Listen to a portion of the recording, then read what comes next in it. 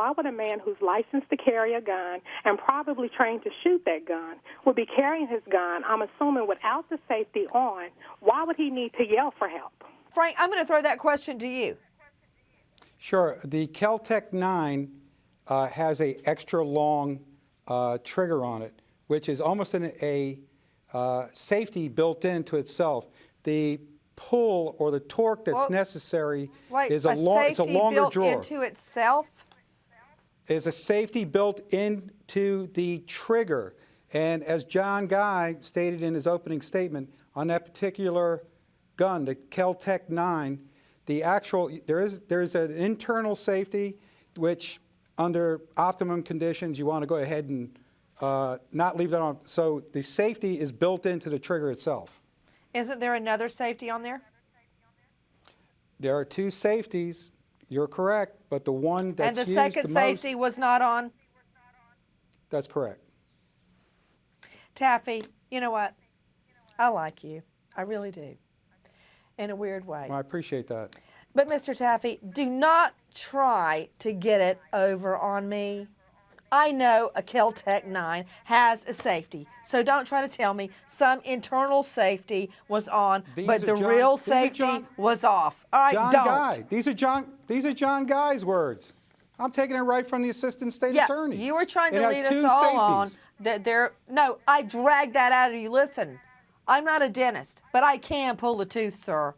There was a safety, an extrinsic safety, and he had it off. Okay. But I think that there's a lot of ways.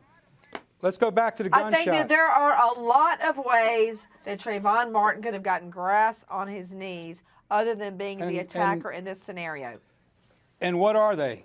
What do you think they are at that scene? What would be in the jury's mind?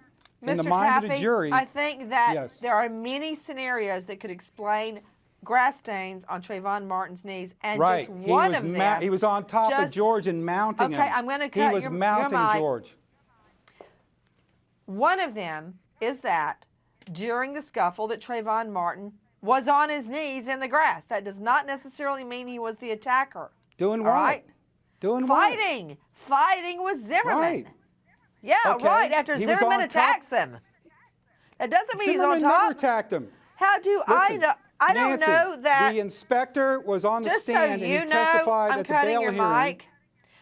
You keep asking me a question, but you don't want to hear an answer. The answer is that during the fight, and I'm speculating just as you are, you asked me other ways he could get grass stain on his knees.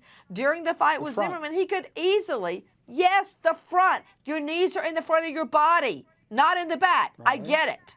He could very well have been on his knees in the rain, in the dirt, in the grass during the fight. That doesn't make him the attacker. Your scenario is that he's on top of Zimmerman. I get it. That's another way he could get grass stain on his knees. But there's a million ways he could get grass stains on his knees.